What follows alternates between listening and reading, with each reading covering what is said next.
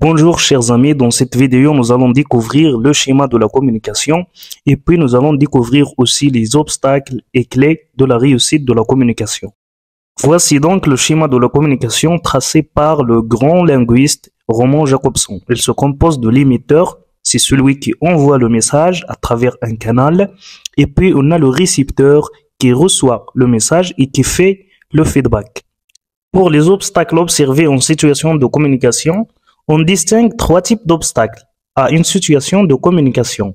On a premièrement les bruits, deuxièmement les obstacles socioculturels et troisièmement les obstacles psychologiques et affectifs. Concernant les bruits, ce sont des perturbations qui peuvent altérer la qualité de la communication.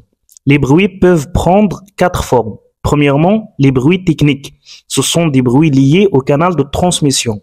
Donc un mauvais choix de canal de transmission risque de faire ou de créer des mauvaises connexions. Deuxièmement, les bruits sémantiques. Ils sont liés à la clarté de message, donc nous devons utiliser des explications non confuses et précises qui complètent notre code, notre message, et non pas des mots à double sens ou des langages trop spécialisés. Donc nous devons être clairs et utiliser le jargon qui garantit la bonne communication avec les autres. Troisièmement, les bruits sémiologiques, ils sont liés à l'attitude ou la conduite, c'est-à-dire le comportement du récepteur ou de l'émetteur lors de la situation de communication. Les deux doivent être intéressés par les messages et ils doivent être aussi attentifs. Quatrièmement, on a les bruits organisationnels. On donne un exemple. Dans une organisation où il y a une hiérarchie, donc les messages sont déformés. Pour les obstacles socioculturels, ce sont des obstacles qui touchent les modes de pensée, les valeurs et les opinions. Premièrement, la culture de l'émetteur et du récepteur.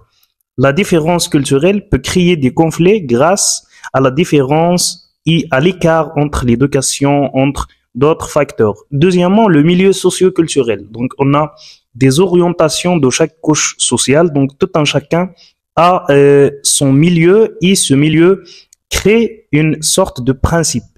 Troisièmement, le niveau de connaissance. Il y a des malentendus grâce aux différences de la compréhension. Parfois, on a des messages qui sont compris d'une façon déformée, d'une façon incomplète.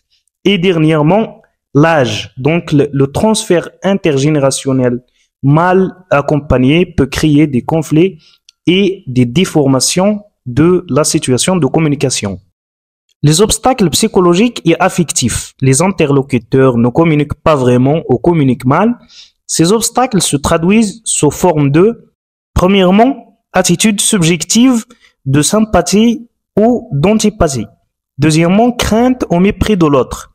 Troisièmement, ignorance ou méconnaissance des problèmes mutuels. Quatrièmement, absence ou insuffisance d'écoute. Cinquièmement, peur de l'autre et des jugements.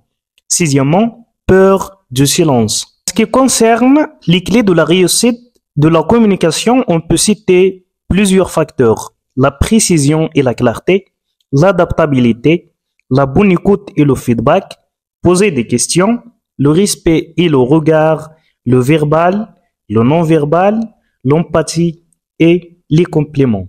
J'espère que cette vidéo est utile pour vous. Merci et à très bientôt.